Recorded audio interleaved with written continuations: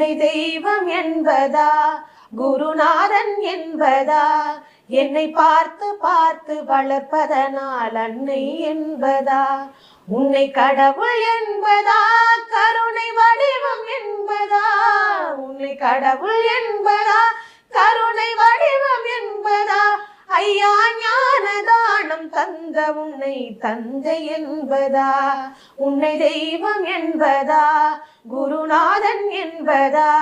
என்னை பார்த்து பார்த்து வளர்ப்பதனால் அன்னை என்பதா சேரும் செல்வம் எல்லாம் உன் அருளன்றோ